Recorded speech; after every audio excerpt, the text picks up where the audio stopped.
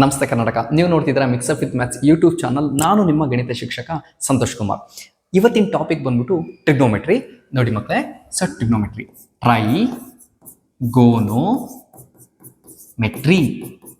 ಏನೀಗಂದ್ರೆ try ಅಂದರೆ 3, ಗೋನೋ ಅಂದರೆ angle, ಮೆಟ್ರಿ ಅಂದರೆ ಮೆಷರ್ಮೆಂಟ್. ಅದಕ್ಕೋಸ್ಕರ ಇದನ್ನ ಟ್ರಿಗ್ನೋಮೆಟ್ರಿ ಅಂತ ಕರಿತೀವಿ.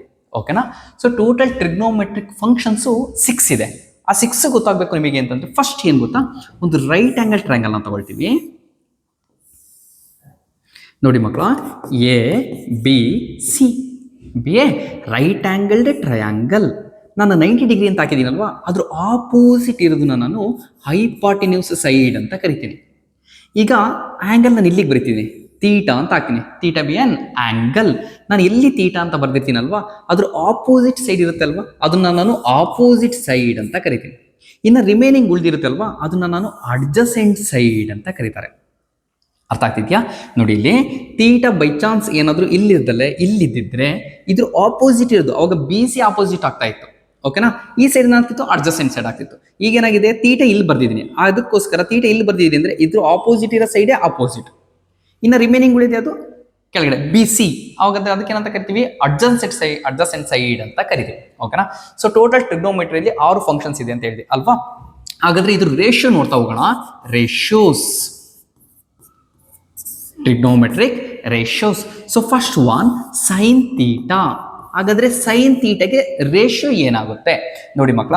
ಸೈನ್ ತೀಟಾಗೆ ರೇಷಿಯೋ ಯಾವಾಗಲೂ opposite divided by hypotenuse, opposite divided by hypotenuse side. ಓಕೆನಾ?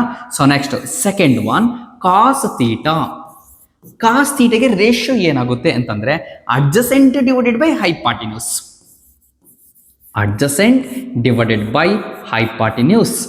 Next one third one tan theta. Tan ತೀಟಾಗೆ ಆಪೋಸಿಟ್ ಡಿವೈಡೆಡ್ ಬೈ ಅಡ್ಜಸೆಂಟ್. ನೋಡಿ ಮಕ್ಕಳೇ, ಸೈನ್ ತೀಟಾಗೆ ಆಪೋಸಿಟ್ ಬೈ ಹೈಪಾಟಿನ್ಯೂಸ್, ಕಾಸ್ ತೀಟಾಗೆ ಅಡ್ಜಸೆಂಟ್ ಬೈ ಹೈಪಾಟಿನ್ಯೂಸ್, ಟ್ಯಾನ್ ತೀಟಾಗೆ opposite divided by adjacent. ಅದೇ ರೀತಿನೇ third one fourth one cosecant theta. Cosecant theta ಇಲ್ಲಿ ನೋಡಿ ಮಕ್ಕಳ, ಸೈನಿಗೆ ರೆಸಿಪ್ರೋಕಲ್ ಯಾವಾಗಲೂ ಕೋಸಿಕೆಂಟ್. ಹಾಗಾದ್ರೆ ರೆಸಿಪ್ರೋಕಲ್ ಮಾಡಬೇಕು ಅಂದ್ರೆ ಏನಾಗುತ್ತೆ, ಆಪೋಸಿಟ್ ಬೈ ಹೈಪಾಟಿನ್ಯೂಸ್ ಉಲ್ಟಾ ಆಗುತ್ತೆ. ಅಲ್ಲಿಗೆ ಏನಾಗುತ್ತೆ, hypotenuse side divided by opposite side. ಓಕೆನಾ? ನೆಕ್ಸ್ಟ್ ಕಾಸಿಗೆ reciprocal secant theta. So fifth one secant theta. So secant ತೀಟಾಗೆ ರೆಸಿಪ್ರೋಕಲ್ ಮಾಡಬೇಕು ಅಂದ್ರೆ ನೀವು ಕಾಸ್ನ ರೆಸಿಪ್ರೋಕಲ್ ಮಾಡ್ತೀನಿ, ಅಡ್ಜಸೆಂಟ್ ಬೈ ಹೈಪಾಟಿನ್ಯೂಸ್ ಸೈಡ್ ಅಂತ ಇದೆಯಲ್ವಾ, ಅದನ್ನ ಉಲ್ಟಾ ಮಾಡಿದ್ರೆ ಏನಾಗುತ್ತೆ, hypotenuse side divided by adjacent side. ಸರಿನಾ? ಸೇಮ್ ಅದೇ ರೀತಿನೇ ಟ್ಯಾನ್ಗೆ ರೆಸಿಪ್ರೋಕಲ್ ಅನ್ನೋದಾದ್ರೆ ಕಾಟ್ ಅಂತ ಹೇಳ್ತೀವಿ. ಅದು 6ನೇ trigonometric function, cot theta. So cot theta that is equal to adjacent side divided by opposite side. ಇದು 6 ಕೂಡ ಟ್ರಿಗ್ನೋಮೆಟ್ರಿಕ್ ಫಂಕ್ಷನ್ಸ್. ಇದೆಲ್ಲ ಬರ್ದಿದ್ದೀನಲ್ವಾ, sine by opposite by hypotenuse, adjacent by hypotenuse, ಇವೆಲ್ಲ ರೇಷಿಯೋಸ್. ಓಕೆನಾ ಮಕ್ಕಳ? ಯಾವಾಗಲೂ ನೋಡಿ ಮಕ್ಕಳ, ಇಲ್ಲಿ ತೀಟಾ ಇದೇ ಇಂಪಾರ್ಟೆಂಟ್ ನನಗೆ. ತೀಟಾ ಇಲ್ಲಿ ಬರ್ದಿದ್ದೀನಿ ಅಂದ್ರೆ ಇದ್ರ ಆಪೋಸಿಟ್ ಇರೋದು ಆಪೋಸಿಟ್. ನೋಡ್ರಿ, ಡಯಾಗ್ರಾಮ್ ಇನ್ನೊಂದು ಬಿಡಿಸ್ತೀನಿ. ಸಪೋಸ್ ನಾನು ಇಲ್ಲಿ ತೀಟಾ ಅಂತ ಹಾಕಿದ್ದೀನಿ ಅನ್ನೋದಾದ್ರೆ, ಇವಾಗ ಇದು 90 ಡಿಗ್ರಿ ಇದೆ, ಹಾಗಾದ್ರೆ 90 ಇಂದ ಆಪೋಸಿಟ್ ಇರೋ ಸೈಡ್ ಏನಂತ ಕರಿತೀನಿ, ಹೈಪಾಟಿನ್ಯೂಸ್ ಸೈಡ್ ಅಂತ ಕರಿತೀನಿ. ಇದು ಎ, ಇದು ಆಂಗಲ್ ಬಿ, ಇದು ಆಂಗಲ್ ಸಿ. ಓಕೆನಾ? ಸೊ ನೆಕ್ಸ್ಟ್ ಆಂಗಲ್ ಎಗೆ ನಾನು ಏನು ಕೊಟ್ಟಿದ್ದೀನಿ, ತೀಟಾ ಕೊಟ್ಟಿದ್ದೀನಿ. ತೀಟಾ ಆಪೋಸಿಟ್ ಇರೋದೇನಾಗುತ್ತೆ, ಆಪೋಸಿಟ್ ಸೈಡೇ ಆಗುತ್ತೆ. ನೆಕ್ಸ್ಟ್ ಹೈಪಾಟಿನ್ಯೂಸ್ ಸೈಡ್ ಬರ್ದಿದ್ದೀನಿ. ಇನ್ನು ರಿಮೈನಿಂಗ್ ಉಳಿಯೋದು ಅದು ಎ ಬಿ, ಆ ಸೈಡ್ನ ನಾವು ಅಡ್ಜಸೆಂಟ್ ಸೈಡ್ ಅಂತ ಕರೀತಾರೆ. ಅರ್ಥ ಆಗ್ತಿದ್ಯಾ? ಓಕೆ, ನೆಕ್ಸ್ಟ್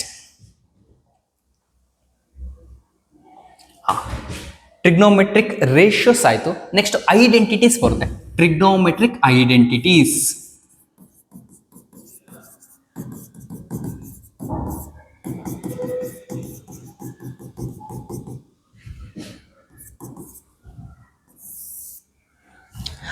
ಏನು trigonometric identities formulas? So first formula sine square theta plus cos square theta that is equal to 1. ಇದು ಮೈನ್ ಫಾರ್ಮುಲಾ ಮಕ್ಕಳೇ. ನೋಡಿ, ಇಲ್ಲಿ sine square theta plus cos square theta is equal to 1 ಅಂತ ಆಯ್ತು ಅಲ್ವಾ. So ಅದೇ ರೀತಿನೇ ನನಗೆ ಸೈನ್ ಸ್ಕ್ವೇರ್ ತೀಟಾ ಕೇಳ್ತಾರೆ ಅಂತ ಅನ್ಕೋಣ ಎಕ್ಸಾಮ್ ಅಲ್ಲಿ. ಸಪೋಸ್ ಸೈನ್ ಸ್ಕ್ವೇರ್ ತೀಟಾಗೆ ಫಾರ್ಮುಲಾ ಏನಾಗುತ್ತೆ, ಹಾಗಾದ್ರೆ sine square theta is equal to 1 minus cos square theta. ಓಕೆನಾ? ಅದೇ ರೀತಿನೇ ನನಗೆ ಸೈನ್ ಸ್ಕ್ವೇರ್ಗೆ ಆನ್ಸರ್ ಗೊತ್ತಾಯ್ತು 1 ಮೈನಸ್ ಕಾಸ್ ಸ್ಕ್ವೇರ್ ಥೀಟಾ ಅಂತ.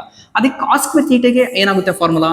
So cos square theta is equal to 1 minus sine square theta ಅಂತ ಆಗುತ್ತೆ.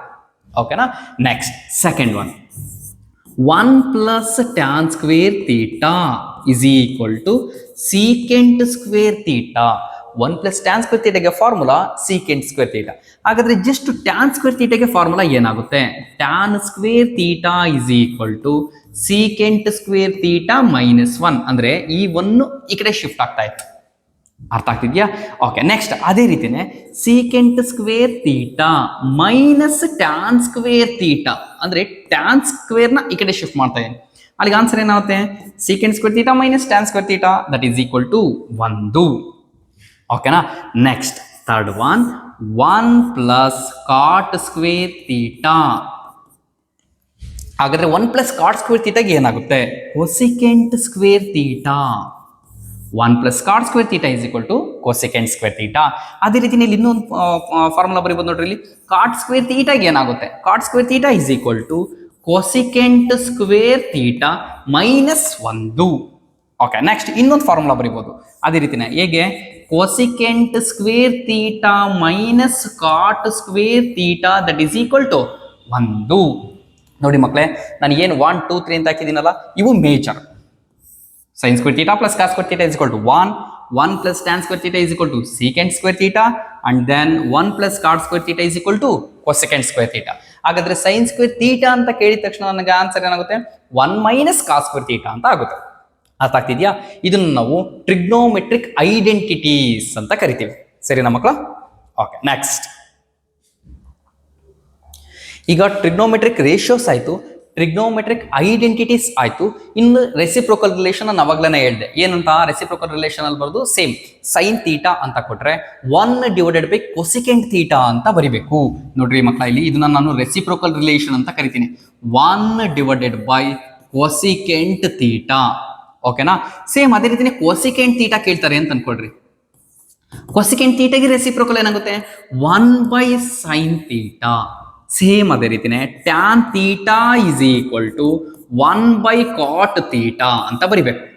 ಹಾಗಾದ್ರೆ ಕಾಟ್ ಕೇಳಿದ್ರೆ ಟ್ಯಾನ್ ಬರುತ್ತೆ ಅಷ್ಟೇ ಕಾಟ್ ಇರೋ ಜಾಗದಲ್ಲಿ. ಹಾಗಾದ್ರೆ ನೋಡಿ ಮಕ್ಕಳ, ಇಲ್ಲಿ cot theta is equal to 1 by tan theta.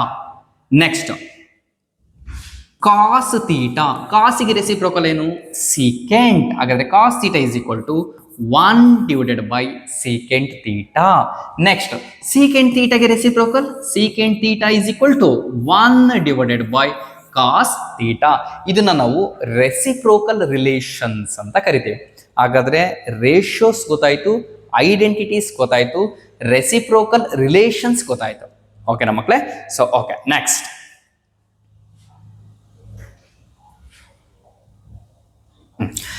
ಈಗೇನು ಮಾಡೋಣ ಅಂತಂದ್ರೆ trigonometric standard angles, trigonometric table ಇದು ವೆರಿ ವೆರಿ ಇಂಪಾರ್ಟೆಂಟ್ ಮಕ್ಕಳೇ. ಆ ಟ್ರಿಗ್ನೋಮೆಟ್ರಿಕ್ ಟೇಬಲ್ನ ಹೇಗೆ ಬರೆಯೋದು ಫಸ್ಟ್ ನೋಡಿ ಮಕ್ಕಳ. ಇದನ್ನ ಸ್ಟ್ಯಾಂಡರ್ಡ್ ಆಂಗಲ್ಸ್ ಅಂತ ಕರಿತೀವಿ. ಯಾವ್ದನ್ನ? 0 degree, 30 degree, 45 degree, 60 degree, 90 degree, ಇದೆಲ್ಲ ಸ್ಟ್ಯಾಂಡರ್ಡ್ ಆಂಗಲ್. ಹಾಗಾದ್ರೆ ಸೈನ್ 0 ಡಿಗ್ರಿ ಅಂದ್ರೆ ವ್ಯಾಲ್ಯೂ ಎಷ್ಟು? ಸೈನ್ 30 ಡಿಗ್ರಿ ಅಂದ್ರೆ ವ್ಯಾಲ್ಯೂ ಎಷ್ಟು? ಸೈನ್ 45 ಡಿಗ್ರಿ ಅಂದ್ರೆ ವ್ಯಾಲ್ಯೂ ಎಷ್ಟು? ಸೈನ್ 60 ಡಿಗ್ರಿ ಅಂದ್ರೆ ವ್ಯಾಲ್ಯೂ ಎಷ್ಟು? ಸೈನ್ 90 ಡಿಗ್ರಿ ಅಂದ್ರೆ ವ್ಯಾಲ್ಯೂ ಎಷ್ಟು? ಓಕೆನಾ ಮಕ್ಕಳ? ಇದನ್ನ ಹೇಗೆ ಕಲಿಯೋದು? ಆಕ್ಚುಲಿ ಹೆಂಗಿರುತ್ತೆ ಅಂತಂದ್ರೆ, ಸಪೋಸ್ ನಾನು sine 0 0, sine 30 1/2, sine 45 degree 1 divided by √2, sine 60 degree √3/2, sine 90 1. ಇದು ಬೈ ಚಾನ್ಸ್ ಮರ್ತೋಯ್ತು ಅನ್ನೋದಾದ್ರೆ ಇದಕ್ಕೆ ಈಸಿ ವೇಲಿ ಹೇಗೆ ಕಲಿಯೋದು ಅಂತಂದ್ರೆ ನೋಡಿ ಮಕ್ಕಳ, ಇಲ್ಲಿ 1 2 3 4 5 ಐದಿದೆಯಲ್ವಾ? ಸೊ ಇವಾಗ ಹೆಂಗೆ ಅಂತಂದ್ರೆ 0. ಸೊ ಸ್ಟಾರ್ಟಿಂಗ್ ನಂಬರ್ ಸ್ಟಾರ್ಟ್ ಆಗೋದು ಯಾವ್ದ್ರಿಂದ? 0 ಇಂದ ತಾನೆ. ಸೊ 0 ಅಂದ್ರೆ ಈ ಪ್ಲೇಸ್ 0 1 2 3 4 ಈ ತರ 4 ನಂಬರ್ ಕೊಟ್ರಿ. ಯಾವ ನಂಬರ್ ಎಂಡ್ ಆಗಿರೋದು ಲಾಸ್ಟ್ ಅಲ್ಲಿ? 4. ಎಲ್ಲದನ್ನು ಡಿವೈಡೆಡ್ ಬೈ 4 ಅಂತ ಮಾಡ್ಕೊಳ್ಳಿ. Divided by 4 divided by 4 divided by 4 divided by 4 divided by 4. ಓಕೆನಾ ಮಕ್ಕಳ? ಇಲ್ಲಿ ಕ್ಯಾನ್ಸಲ್ ಆಗ್ತಿದೆ ನೋಡ್ರಿ. 2 1s 2 2s gets cancel, 4 4 gets cancel. ಕರೆಕ್ಟಾ? ಎಲ್ಲದಕ್ಕೂ ರೂಟ್ ಅಪ್ಲೈ ಮಾಡೋಣ. ಸೊ ರೂಟ್ ಆಫ್ ಅರ್ಥ ಆಗ್ತಿದೆ ಮಕ್ಕಳ?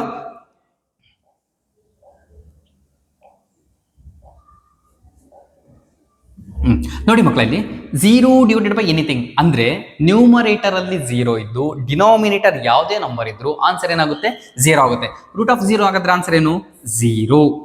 Next root of A B ಇದ್ರ ಯಾವ ತರ ಇದೆ ಅಂತಂದ್ರೆ ರೂಟ್ ಆಫ್ ಎ ಬಿ ತರ ಇದೆ ಅಲ್ವಾ? ಸೊ ರೂಟ್ ಆಫ್ ಎ ಬಿನ ನಾನು ಹೇಗೆ ಬರಿಬಹುದು?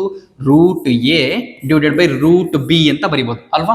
ಹಾಗಾದ್ರೆ root of A by B ತರ ಇದೆ ಅಲ್ವಾ ಇದು? ಹಾಗಾದ್ರೆ ಇದೇನಾಗುತ್ತೆ? ರೂಟ್ ಒನ್ ಅಂದ್ರೆ ಎಷ್ಟು? 1 ಡಿವೈಡೆಡ್ ಬೈ ರೂಟ್ ಆಫ್ 4 ಅಂದ್ರೆ ಎಷ್ಟಾಗುತ್ತೆ? ಇಲ್ಲಾಂದ್ರೆ ಒಂದು ಸ್ಟೆಪ್ ಬರಿಲ್ಲ. ರೂಟ್ 1 ಡಿವೈಡೆಡ್ ಬೈ ರೂಟ್ 4 ಇದೇನಾಗ್ತಿತ್ತು? ರೂಟ್ ನ್ಯೂಮರೇಟರ್ 1 ಇದೆ ಡಿವೈಡೆಡ್ ಬೈ ಡಿನಾಮಿನೇಟರ್ ಏನಿದೆ? ರೂಟ್ 2 ಇದೆ. ಇದೇನಾಗ್ತಿದೆ? ರೂಟ್ 3 ಡಿವೈಡೆಡ್ ಬೈ ರೂಟ್ 4 ಇದೆ. ಸೊ ಇದೇನು ಗೆಟ್ಸ್ ಕ್ಯಾನ್ಸಲ್ ಆಯಿತು ಅಂತಂದ್ರೆ ಜಸ್ಟ್ ರೂಟ್ 1 ಉಳಿತು. ನೋಡೋಣ ಈಗ 0 ರೂಟ್ ಆಫ್ 1 ಅಂದ್ರೆ ಎಷ್ಟು ಆನ್ಸರ್? 1. ರೂಟ್ ಆಫ್ 4 ಅಂದ್ರೆ ಆನ್ಸರ್ ಎಷ್ಟು? 2. ನೆಕ್ಸ್ಟ್ ರೂಟ್ ಆಫ್ 1 ಅಂದ್ರೆ ಆನ್ಸರ್ ಎಷ್ಟು? 1. ರೂಟ್ ಆಫ್ 2 ಅಂದ್ರೆ ಆನ್ಸರ್ ಎಷ್ಟು? ರೂಟ್ 2ನೇ. ಓಕೆನಾ ಮಕ್ಕಳ? ನೆಕ್ಸ್ಟ್ ರೂಟ್ 3ನೇ ಬರಿತೀನಿ. ರೂಟ್ 4 ಅಂದ್ರೆ ಆನ್ಸರ್ ಎಷ್ಟು? 2. ರೂಟ್ ಆಫ್ 1 ನೋಡಿ ಮಕ್ಕಳ ಇಲ್ಲಿ. ಹಾಗಾದ್ರೆ 0, 30, 45, 60, 90 ಇದನ್ನ ಮರ್ತೋಯ್ತು ಅನ್ನೋದಾದ್ರೆ ಇದು ಸಿಂಪಲ್ ವೇ ಅಲ್ಲಿ ಈ ತರ ಬರಿಬಹುದು. ಓಕೆನಾ? ಹಾಗಾದ್ರೆ ಸೈನ್ 0 ಡಿಗ್ರಿ ಅಂದ್ರೆ ಎಷ್ಟು? 0. ಸೈನ್ 30 ಡಿಗ್ರಿ ಅಂದ್ರೆ 1/2.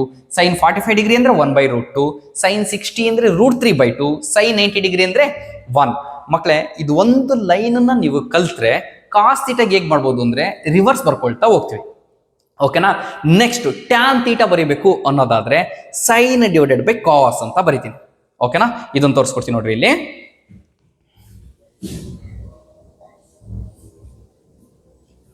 ನೋಡಿ ಮಕ್ಕಳ, ಟ್ಯಾನ್ ಥೀಟಾನ ಹೇಗೆ ಬರಿಬಹುದು ಅನ್ನೋದಾದ್ರೆ sine theta divided by cos theta ಅಂತ ಬರಿಬಹುದು. ಯಾಕೆ ಅಂತ ಅನ್ನೋದಾದ್ರೆ ಟ್ಯಾನ್ ಥೀಟಾಗೆ ಗೊತ್ತು ನನಗೆ ಏನಂತ ಗೊತ್ತು? Opposite divided by adjacent side ಅಂತ ಗೊತ್ತು ಅಲ್ವಾ? ಸೇಮ್ ಅದೇ ರೀತಿನೇ ಸೈನ್ ಥೀಟಾಗೆ ಏನಂತ ಬರಿಬಹುದು ನಾನು? Opposite divided by hypotenuse side ಅಂತ ಬರಿಬಹುದು ಸೈನಿಗೆ. ಕಾಸ್ ಥೀಟಾಗೆ ಹೇಗೆ ಬರ್ದಿದೆ ಅವಾಗಲೇ? Adjacent divided by hypotenuse side ಅಂತ ಬರ್ದಿದೆ. ನೋಡ್ರಿ ಇಲ್ಲಿ hypotenuse side hypotenuse gets cancel. ಹಾಗಾದ್ರೆ ಏನು ಉಳಿತು? Opposite divided by adjacent. ಹಾಗಾದ್ರೆ ಟ್ಯಾನ್ ಥೀಟಾ ಅನ್ನೋದನ್ನ sine theta by cos theta ಅಂತ ಬರಿಬಹುದು. ಸಿಮಿಲರ್ಲಿ ಕಾಟ್ ಥೀಟಾನ ಹೇಗೆ ಬರಿಬಹುದು ಅಂದ್ರೆ cot theta is equal to cos theta divided by sine theta ಅಂತ ಬರಿಬಹುದು. ಸೇಮ್ ಇದೆ ರೀ ಪ್ರೊಸೀಜರ್. ಉಲ್ಟಾ ಮಾಡ್ತೀವಲ್ವಾ? Adjacent by hypotenuse by opposite. ಹಿಂಗ್ ಉಲ್ಟಾ ಮಾಡ್ಕೊಂಡು ಬರ್ಕೊಂತ ಹೋಗ್ತೀನಿ ಅಂತಂದ್ರೆ ನೋಡ್ರಿ ಇಲ್ಲಿ ಇದನ್ನ ಮೇಲ್ ಬರಿತೀನಿ. ಒಂದು ಬರ್ತೆ ತೋರಿಸ್ತೀನಿ ನೋಡ್ರಿ ಇಲ್ಲಿ. Adjacent divided by hypotenuse side divided by sine theta ಅಂದ್ರೆ opposite divided by hypotenuse side. Hypotenuse gets cancel ಆಯ್ತಲ್ವಾ? ಹಾಗಾದ್ರೆ ಏನು ಉಳಿತು? Adjacent by opposite. Adjacent by opposite is nothing but cot theta. ಹಾಗಾದ್ರೆ ಕಾಟ್ ಥೀಟಾನ ನಾನು ಕಾಸ್ ಬೈ ಸೈನ್ ಅಂತ ಬರಿಬಹುದು. ಟ್ಯಾನ್ ಥೀಟಾನ ಸೈನ್ ಬೈ ಕಾಸ್ ಅಂತ ಬರಿಬಹುದು. ಓಕೆನಾ ಮಕ್ಕಳ? ಓಕೆ, ನೆಕ್ಸ್ಟ್ ಮಕ್ಕಳೇ, ಅವಾಗಲೇ ನಾನು ನಿಮಗೆ ಹೇಳ್ಕೊಟ್ಟಿದ್ದೆ ಅಲ್ವಾ? ಸೊ ಹೇಳಿದ್ದೆ ಇದನ್ನ ಸೈನ್ 0 ಅಂದ್ರೆ 0 ಬರುತ್ತೆ. ಸೈನ್ 30 1/2 ಬಂದಿತ್ತು. ಸೈನ್ 45 ಡಿಗ್ರಿ 1 ಡಿವೈಡೆಡ್ ಬೈ √2 ಬಂದಿದೆ. Sine 60 √3 divided by 2. Sine 90 degree ಅಂದ್ರೆ 1. ಆಗ್ಲೇ ಬರ್ತಿದ್ದು ಗೊತ್ತಾ? ನಿಂತಿದ್ಯಾ? ಇಲ್ಲಿ ನೋಡಿ, ಇಲ್ಲಿ ತೋರಿಸ್ತೀನಿ ಸಲ. ನೋಡ್ರಿ, ಇದೊಂದು ಲೈನ್ ಗೊತ್ತಾದ್ರೆ ನಿಮಗೆ ಅಷ್ಟು ಟೇಬಲ್ ಬರ್ದಿದ್ನಲ್ಲ, ಅಷ್ಟು ಟೇಬಲ್ನು ಆರಾಮಾಗಿ ಫಿಲ್ ಮಾಡ್ಬೋದು. ನೋಡೋಣ.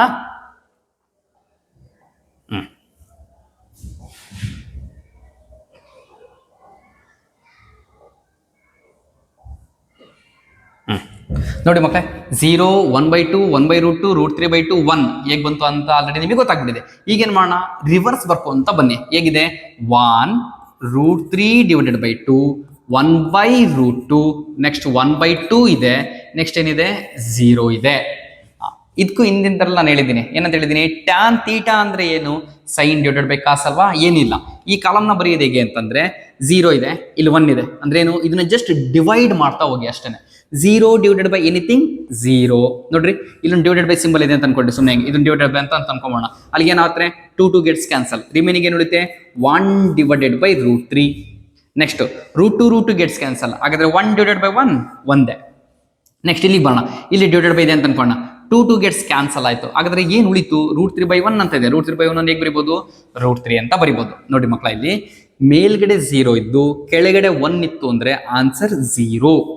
ಅದೇನೆ ಮೇಲ್ಗಡೆ 1 ಇದ್ದು ಕೆಳಗಡೆ 0 ಇತ್ತು ಅಂತಂದ್ರೆ ಅದನ್ನ ನಾಟ್ ಡಿಫೈನ್ ಅಂತ ಕರಿತೀನಿ.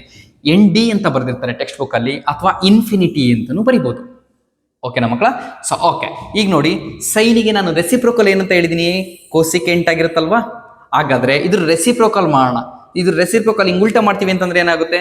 ಇದು ಇನ್ಫಿನಿಟಿ ಆಗುತ್ತೆ. ನೆಕ್ಸ್ಟ್ 1/2 ಇದೆ, ಹಿಂಗ್ ಉಲ್ಟಾ ಮಾಡಿದ್ರೆ ಏನಾಗುತ್ತೆ? 2/1 2/1 2ನೇ ಆಗುತ್ತೆ. ನೆಕ್ಸ್ಟ್ 1/√2 ಉಲ್ಟಾ ಮಾಡಿದ್ರೆ √2. ನೆಕ್ಸ್ಟ್ √3/2 ನ ಉಲ್ಟಾ ಮಾಡಿದ್ರೆ 2/√3. ನೆಕ್ಸ್ಟ್ 1/1 ನ ಉಲ್ಟಾ ಮಾಡಿದ್ರೆ ಅಗೈನ್ 1/1 1/1 1ನೇ ಆಯ್ತು. ಓಕೆನಾ?